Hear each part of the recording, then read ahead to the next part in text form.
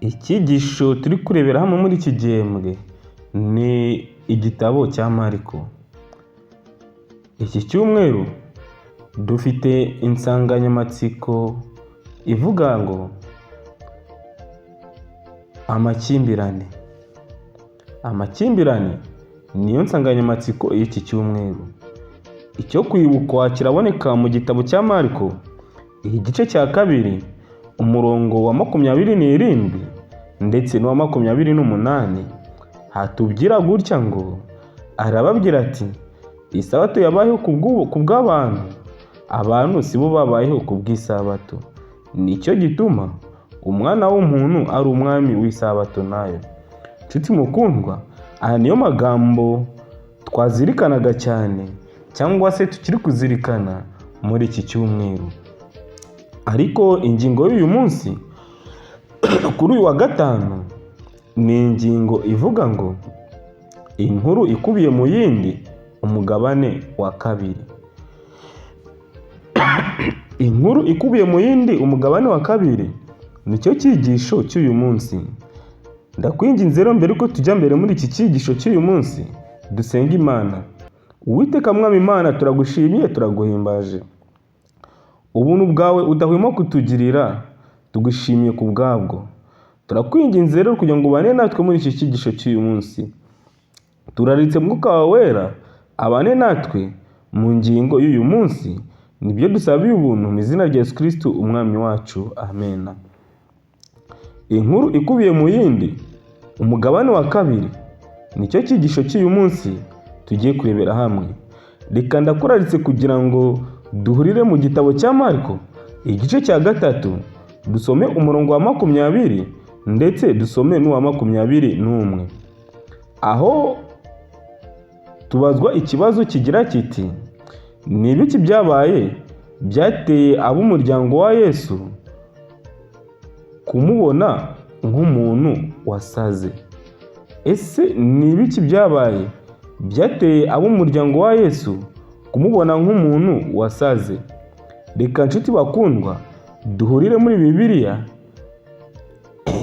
igitabo cya Mariko, turebe igice cya 3, noneho turebere hamwe umurongo wa 20 ndetse n'umurongo wa 21. Ese ni iki cyabaye cyatumye ab'umuryango wa Yesu bamubona nk'umuntu wasaze? Umutwe w'amagambo uravuga ngo ibyo gutuka umwuka wera ajya iwabo. Abantu benshi bongera guterana bituma babura uko bafungura. Nuko ab'iwabo babyumvise barasohoka ngo bamufate, kuko bagiraga ngo yasaze. Ese nshuti mukundwa, ahangaha ni iki cyatumye abo mu muryango wa Yesu bafata Yesu nk'umuntu wasaze? Aha rero tugikomereza hamwe iki cyigisho, twibaza icyatumye abo mu muryango wa Yesu bafata Yesu nk'umuntu wasaze, nyamara ari gukoreshwa n'imbaraga z'Imana.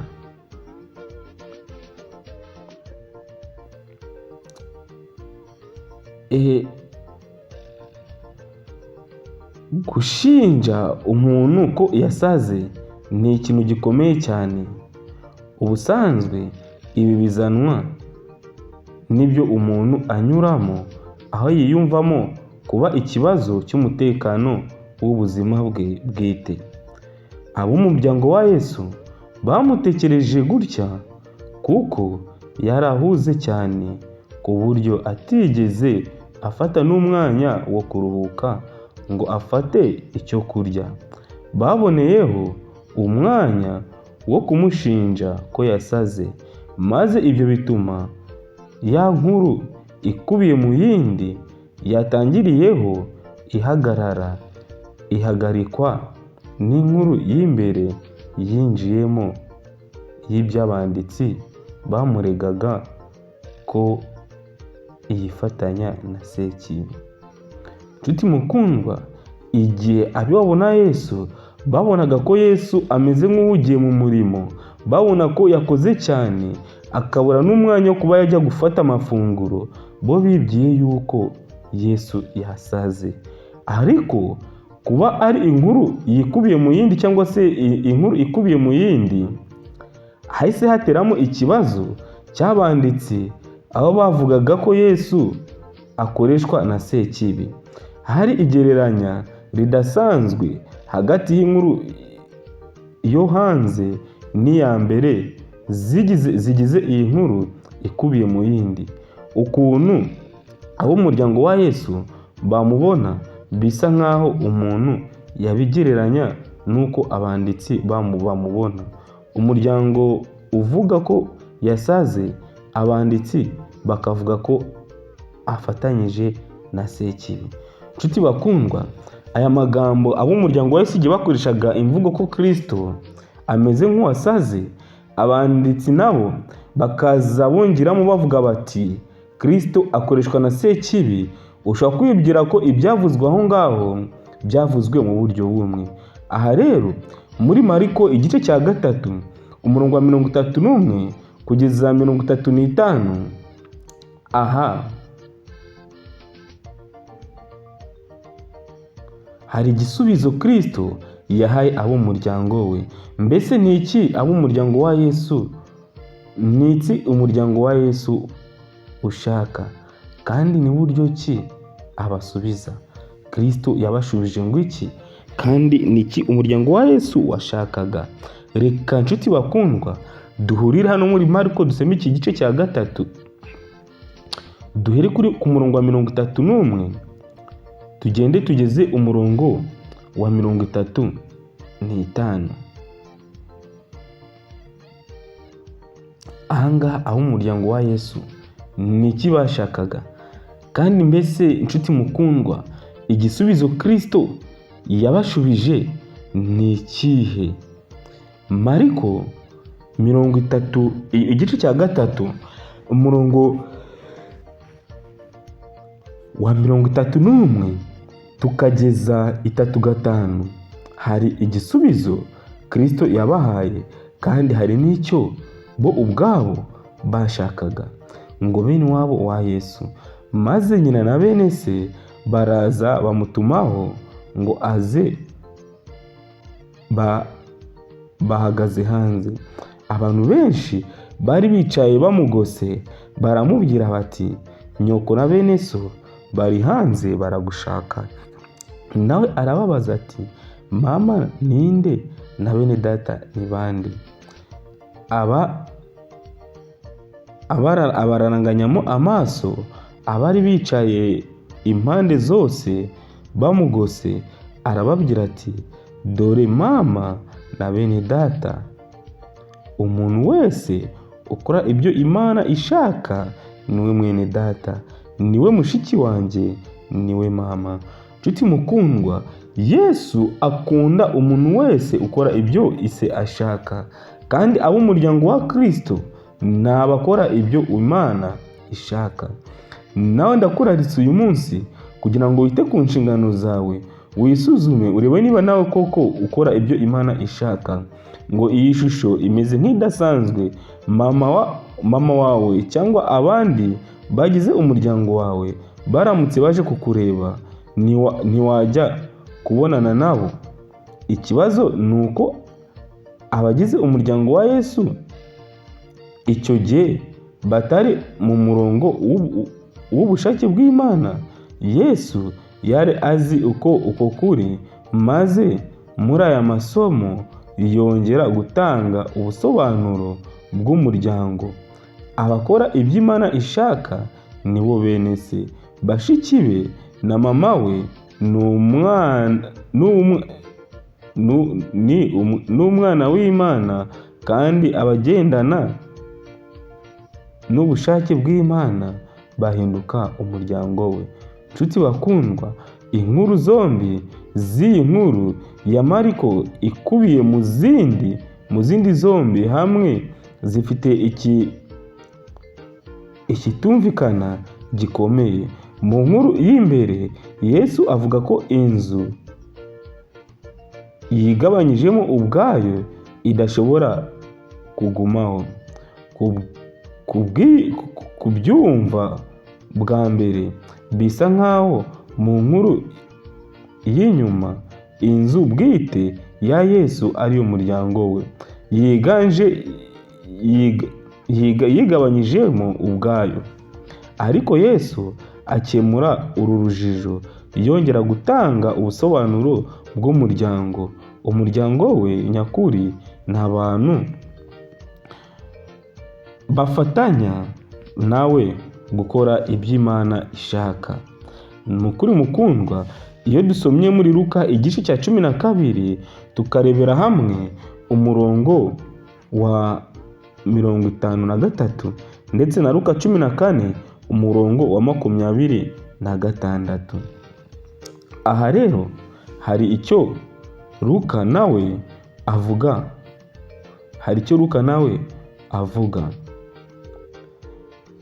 Igice cya 12 cya Luka umurongo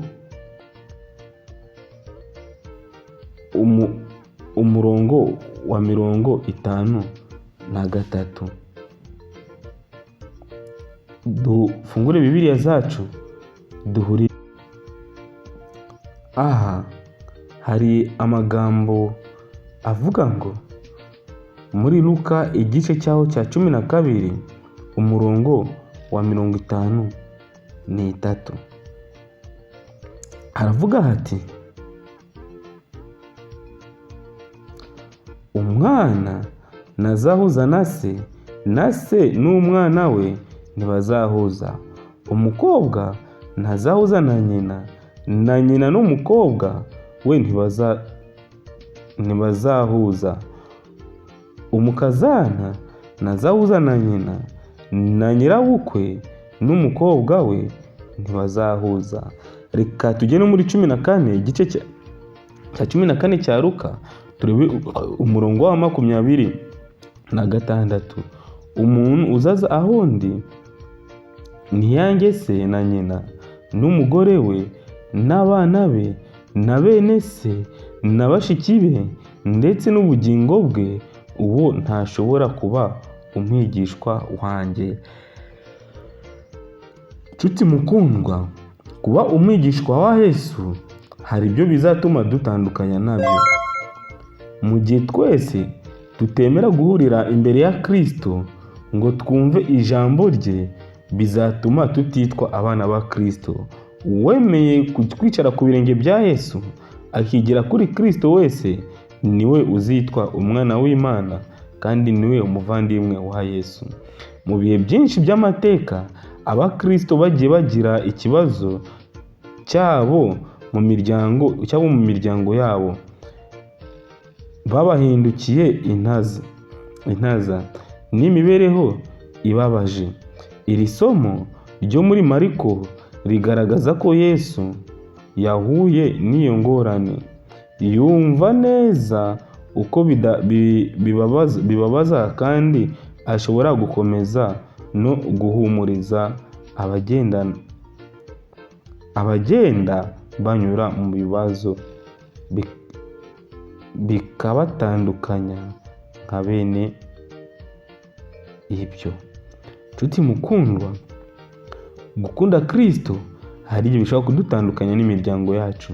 Kubana na Kristo hari igihe bishobora kudutandukanya n'abo dukundana. Reka nshuti mukundwa, icy'ingenzi ni uko twahurira kuri Kristo akaba umwarimu wacu ndetse akaba ari we nawe utuyobora muri byose. Ndakwinginze kugira ngo unyemerere ubane na Kristo mu bihe byose kandi wemere kuba umwigishwa wa Kristo, wemere kuba umwana wa Kristo. Nshuti mukundwa, icyigisho cy'uyu munsi tugisubikiye hano kandi ndagusabye kugira ngo Uwiteka akomeze agushoboze kwiga ibi byigisho. Nicyo ngusabye nanjye nisabira mu izina rya Yesu Kristo umwami wacu. Amena. Reka dusenge Imana. Mwami Imana, turagushimiye, turaguhimbaje, tugushimiye ko wakomeje kuturinda ukatwitaho. Kuri uyu munsi wa none tumaze kwiga ijambo ryawe, ariko turakwinginze kugira ngo ukomeze utwiyoborere. Nibyo dusabiye ubuntu mu izina rya Yesu Kristo umwami wacu. Amen.